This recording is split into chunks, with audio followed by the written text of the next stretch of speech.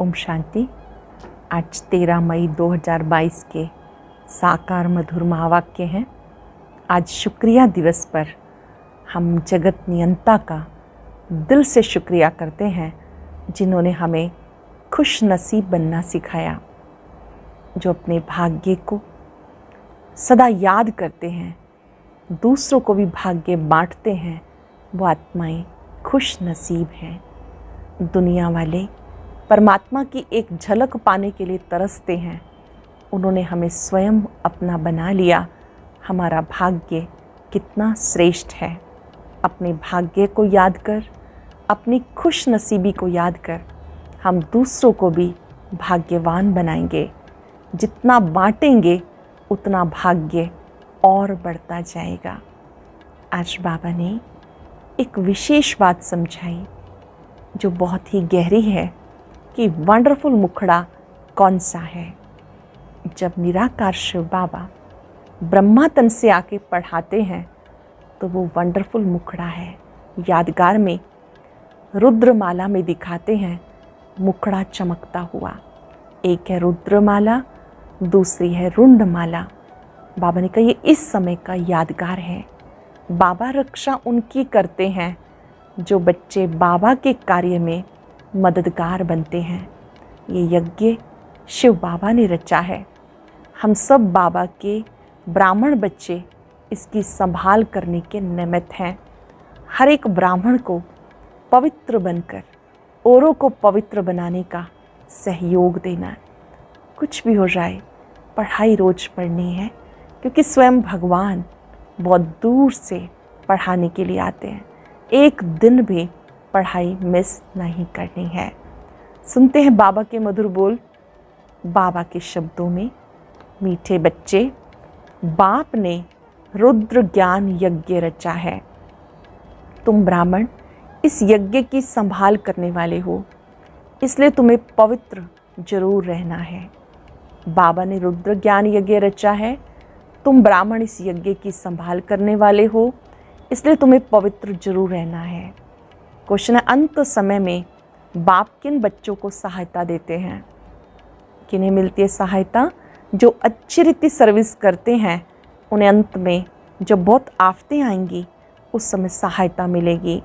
ज़रूर जो बाप के मददगार बने, बाबा उन्हें मदद करेंगे। जो बच्चे बाबा के मददगार बनेंगे, बाबा उनकी मदद करेंगे। दूसरा प्रश्न है, वंडरफुल मुखड़ा कौन सा है? उसका यादगार किस रूप में है? शिव बाबा जिसे अपना मुखड़ा नहीं, वो जब इस मुखड़े का आधार लेते हैं तो ये हो जाता है वंडरफुल मुखड़ा। इसलिए तुम बच्चे सम्मुख मुखड़ा देखने के लिए आते हो। इसका यादगार रुंडमाला में मुखड़ा दिखाते हैं। रुंडमाला में मुखड़े दिखाए जाते हैं, वो यादगार है। गीत है, कितना मीठा कितना प्यारा शिव भोला भगवान। ओम शांति। बेहद का बाप कहते हैं, मैं एक ही बार 5 वर्ष के बाद बच्चों का मुखड़ा देखता हूँ। बेहद का बाप शिव बाबा कहते हैं, मैं 5 वर्ष में एक बार बच्चों का मुखड़ा देखता हूँ। बाप को अपना मुखड़ा तो है नहीं। शिव बाबा भी पुराने शरीर का लोन लेते हैं, तो तुम बाप दादा दोनों का मुखड़ा देखते हो। तब कहते हैं बाप दादा का याद प्यार स्वीकार हो। अब रुंडमाला बच्चों ने देखी है, उसमें मुखड़ा दिखाते हैं। रुंडमाला बनाई जाती तो शिव बाबा का भी ऐसे मुखड़ा देखेंगे।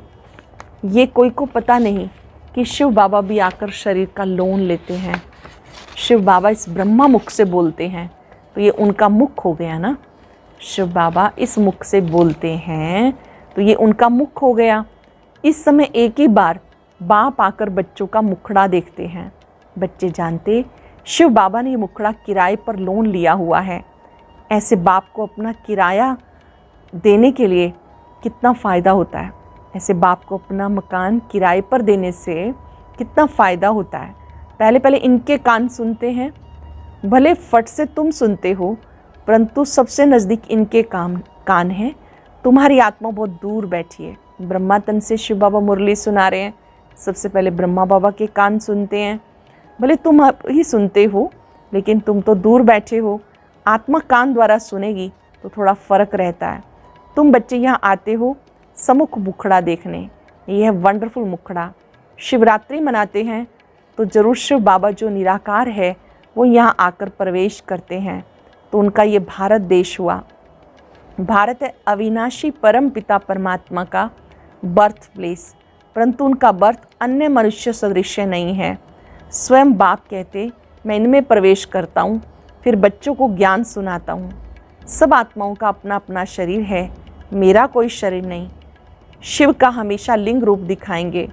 रुद्र यज्ञ जब रचते हैं तो मिट्टी के गोल गोल लिंग बनाते हैं, सालिग्राम छोटे छोटे बनाते हैं, शिवलिंग बड़ा बनाते हैं। वास्तव में छोटे बड़े हैं नहीं, सिर्फ दिखाने के लिए कि वह बाप है और वो बच्चे हैं। पूजा भी दोनों की अलग अलग करते हैं, समझते भी कि वो शिव है वो सालिग्राम है।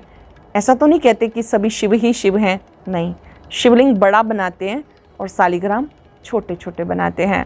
ये सब बच्चे हैं, उनके साथ बाबा ने समझाया इन सालिग्रामों की पूजा क्यों करते हैं, क्योंकि तुम सब आत्माएं हो ना, तुम इस शरीर के साथ भारत को श्रेष्ठाचारी बना रहे हो। शिवलिंग के साथ छोटे छोटे सालिग्राम किस लिए हैं, क्योंकि आप बाबा की मदद करते हो, बाबा के कार्य में सहयोगी बनते हो। शिव बाबा की श्रीमत सालिग्राम ले रहे हैं, आत्मा का ही नाम सालिग्राम है। सभी आत्माएं बाबा की श्रीमत ले रही हैं। ये भी ज्ञान यज्ञ रचा हुआ है। रुद्र शिव बाबा का यज्ञ है। शिव बाबा बोलते हैं, सालिग्राम भी बोलते हैं। ये अमर कथा सत्यनारायण की कथा है। मनुष्य को नर से नारायण बनाते, सबसे ऊंच पूजा उनकी हुई। आत्मा कोई बहुत बड़ी नहीं है, बिल्कुल बिंदी मिसल है। उसमें कितनी बड़ी नॉलेज है, कितना पार्ट भरा हुआ है। छोटी सी आत्मा कहती है मैं शरीर में प्रवेश कर पार्ट बजाता हूँ। शरीर कितना बड़ा है, शरीर में आत्मा प्रवेश होने से छोटेपन से पार्ट बजाने लग पड़ती। अनादि अविनाशी पार्ट मिला हुआ है। शरीर तो जड़ है, उनमें जब चैतन्य आत्मा प्रवेश करती उसके बाद गर्भ में सजाएं खाने लगती। सजाएं भी कैसे खाती है, भिन्न भिन्न शरीर धारण कर जिस जिसको जिस रूप में दुख दिया वह साक्षात्कार करते जाते हैं। दंड मिलता जाता है, त्राही त्राही करते, इसलिए गर्भ जेल कहते। ड्रामा कैसे अच्छा बना हुआ है, कितना पार्ट बजाते हैं। आत्मा अंजाम करती है मैं कभी पाप नहीं करूँगी। आत्मा वायदा करती है मैं कभी पाप नहीं करूँगी। इतनी छोटी आत्मा को कितना अविनाशी पार्ट मिला हुआ है। 84 जन्म का पार्ट बजाकर फिर रिपीट करते हैं। वंडर है ना, ये बाप बैठ समझाते, बच्चे भी समझते, ये तो यथार्थ बात है। इतनी छोटी बिंदी में कितना पार्ट है। आत्मा का बहुतों को साक्षात्कार होता। गाते आत्मा स्टार है जो इस भ्रिकुटी के बीच में रहती है, कितना पार्ट बजाती है। इसको कहते कुदरत। तुम तो जानते हो हम आत्मा एक शरीर छोड़ दूसरा लेते हैं, कितना पार्ट बजाते। हमें बाबा आके समझाते कितनी ऊंची नॉलेज है। दुनिया में किसी को नॉलेज नहीं, ये भी तो मनुष्य था ना, इनमें अब बाप ने प्रवेश किया। ऐसे नहीं गुरु गोसाई का चेला होगा, उससे सिद्धि सिद्धि सीखे हैं। कोई कोई समझते हैं गुरु का वरदान अथवा गुरु की शक्ति मिली हुई है। ये तो बातें ही न्यारी हैं। सम्मुख सुनने से तुम्हें बहुत मज़ा आता है। याद करें वो दिन जब मधुबन में हिस्ट्री हॉल में निराकार परमात्मा ब्रह्मा तन से महावाक्य उच्चारण कर रहे हैं। उनकी भ्रिकुटी में वो दिव्य प्रकाश, दिव्य आभा सब देखते मिलते, तो वो सम्मुख का जो दृश्य है उसमें बहुत आनंद आता है। जानते हो बाबा सम्मुख समझा रहे हैं। बाबा इतना छोटा है जितना हम आत्मा छोटी हैं। उसको कहते परम पिता परमात्मा। परम माना सुप्रीम, परे ते परे परम धाम में रहने वाले।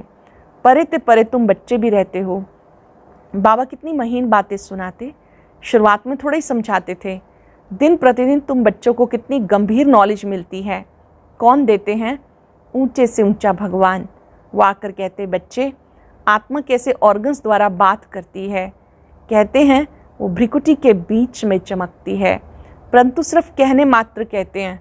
किसकी बुद्धि में नहीं आता, किसको ये नॉलेज है नहीं जो समझाए। तुम्हारे में भी ये बातें बहुत कम समझते हैं। जो समझते हैं वो अच्छी रीति धारणा करते हैं। फिर औरों को भी कराते हैं, अर्थात वर्णन करते हैं। परम पिता परमात्मा कहते हो तो पिता से जरूर वर्षा मिलना चाहिए, स्वर्ग के मालिक होने चाहिए। उनको जरूर बाप से स्वर्ग का वर्षा मिला होगा। कहाँ वर्षा दिया? क्या सतयुग में दिया? जरूर पास्ट के कर्म हैं। अब तुम कर्मों की थ्योरी को समझते हो। तुमको बाबा ऐसे कर्म सिखाते जिससे तुम ऐसे बन सकते हो। जब तुम ब्रह्मा मुख वंशावली बने हो तब शिव बाबा ब्रह्मा मुख से तुम्हें ये नॉलेज सुनाते हैं। कितना रात दिन का फ़र्क है, कितना घोर अंधियारा हो गया। कोई भी बाप को जानते नहीं जिससे रोशनी मिले, कोई भी बाबा को नहीं जानते जिससे रोशनी मिले। कहते हैं हम एक्टर्स पार्ट बजाने आए हैं कर्म क्षेत्र पर, परंतु हम कौन हैं, हमारा बाबा कौन है, कुछ भी पता नहीं। सृष्टि चक्र कैसे फिरता है कुछ नहीं जानते। गाया हुआ है अहिल्याएं कुब्जाएं गोपिकाएं हैं जो उनको आकर पढ़ाते हैं। बाबा आते हैं जो अहिल्याएं कुब्जाएं गणिकाएं हैं उन्हें पढ़ाते। प्रदर्शनी में बहुत बड़े बड़े आदमी भी आते, परंतु उनकी तकदीर में है नहीं। बाबा है गरीब निवाज। 100 में मुश्किल कोई एक साहूकार निकलेगा, 100 भी ऊंच पद पाने का पुरुषार्थ कोई विरला ही करते हैं। तुम हो गरीब, माताओं के पास बहुत पैसे आदि थोड़े रहते हैं। कन्याओं के पास कहाँ से आए? वह तो फिर भी हाफ पार्टनर हैं। कन्या को कुछ भी मिलता नहीं, वो वहाँ चली जाती, हाफ पार्टनर बनती, वर्षा नहीं ले सकती। बच्चे तो फुल मालिक होते हैं। तो ऐसी कन्याओं को ही पहले पहले बाप अपना बनाते हैं। एक तो पढ़ाई की, ब्रह्मचार्य लाइफ में पढ़ाई की जाती है। गरीब हैं, पवित्र हैं, उनकी ही पूजा होती है सारी इस समय की बातें।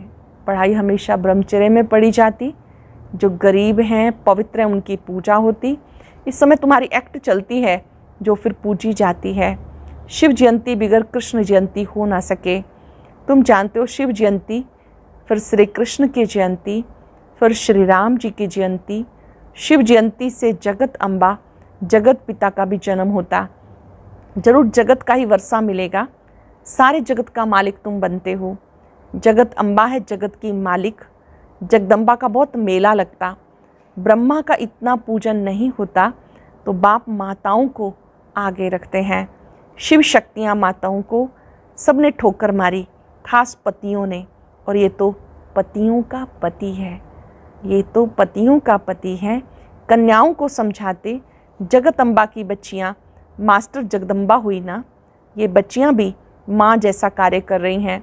मम्मा मिसल तुम भी त्रिकालदर्शी हो। मेल फीमेल दोनों हैं, प्रवृत्ति मार्ग है ना। मेजॉरिटी माताओं की है, नाम भी इन्हीं का बाला है। ब्रह्मा का इतना बाला नहीं है।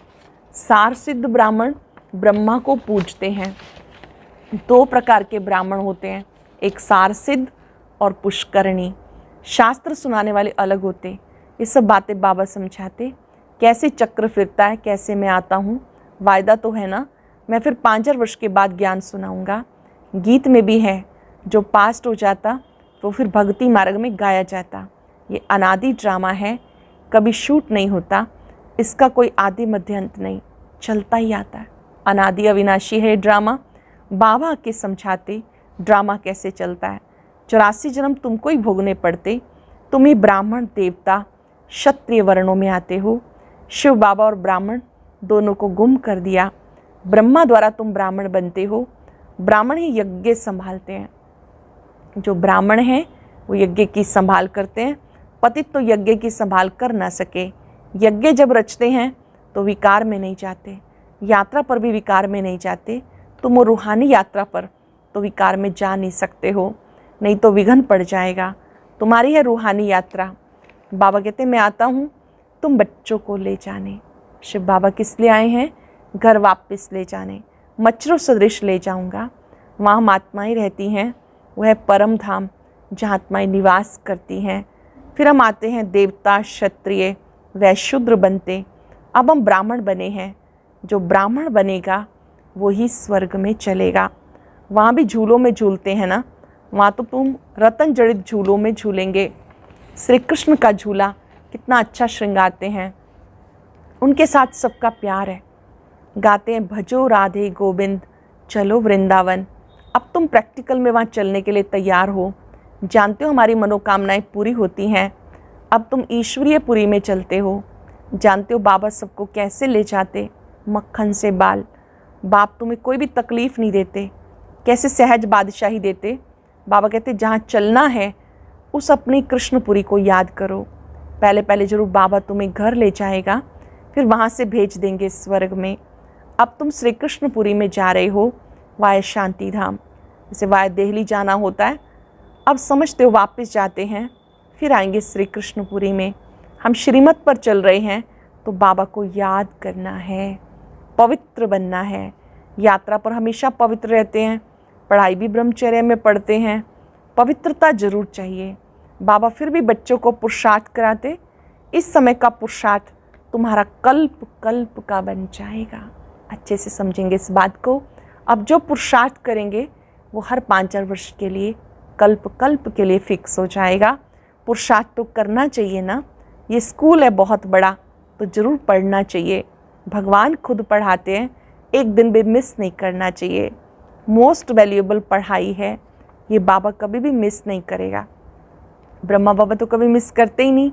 यहाँ तुम बच्चे सम्मुख खजानों से झोली भरते हो, जितना पढ़ेंगे उतना नशा चढ़ेगा। बंधन नहीं तो फिर ठहर सकते हैं, परंतु माया ऐसी है जो बंधन में बांध देती है। बहुत है जिनको छुट्टी भी मिलती है, बाबा कहते पूरा रिफ़्रेश हो जाओ। बाहर जाने से फिर वो नशा नहीं रहता। बहुतों को सिर्फ मुरली पढ़ने से भी नशा चढ़ जाता। बड़ी आफतें आनी हैं, मदद उन्हें मिलेगी जो मददगार बनेंगे। मदद उनको मिलेगी जो बाबा के मददगार बनेंगे। अच्छी रीति सर्विस करेंगे तो उनको अंत में सहायता भी मिलती है ना। अच्छा, मीठे मीठे सिक्के लदे बच्चों प्रति माता पिता बाप दादा का याद प्यार गुड मॉर्निंग। रूहानी बाप की रूहानी बच्चों को नमस्ते। रूहानी बच्चों की रूहानी बाप दादा को नमस्ते, गुड मॉर्निंग। शुक्रिया बाबा, शुक्रिया। धारणा के लिए सार, पढ़ाई मोस्ट वैल्यूएबल है। स्वयं भगवान पढ़ाते हैं, एक दिन भी पढ़ाई मिस नहीं करनी है। ज्ञान खजाने से रोज़ झोली भरनी है। ये पढ़ाई का समय है, यात्रा पर चल रहे हैं। रुद्र यज्ञ की संभाल करनी है, पवित्र जरूर रहना है। किसी भी विकार के वश हो विघन नहीं डालना।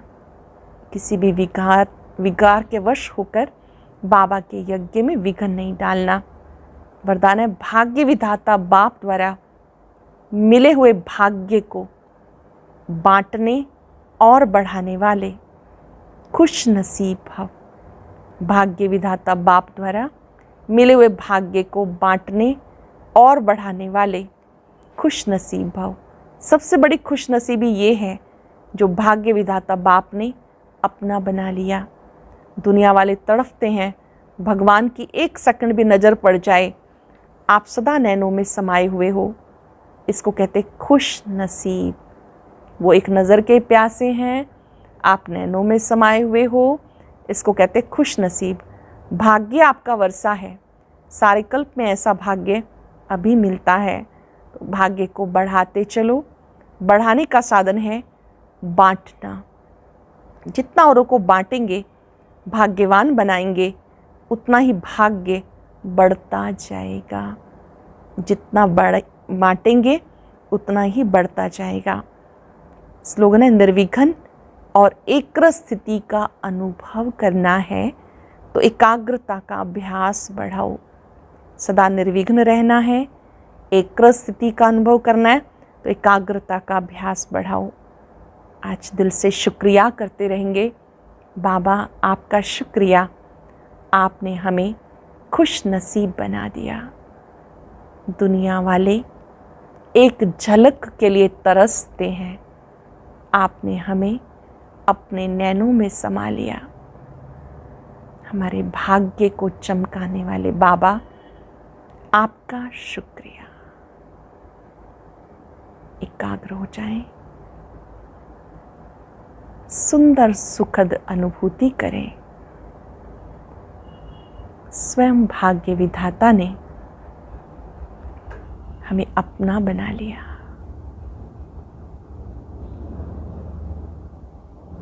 अपनी शक्तियाँ देकर, प्यार देकर शक्तिशाली बना दिया, खुश नसीब बना दिया।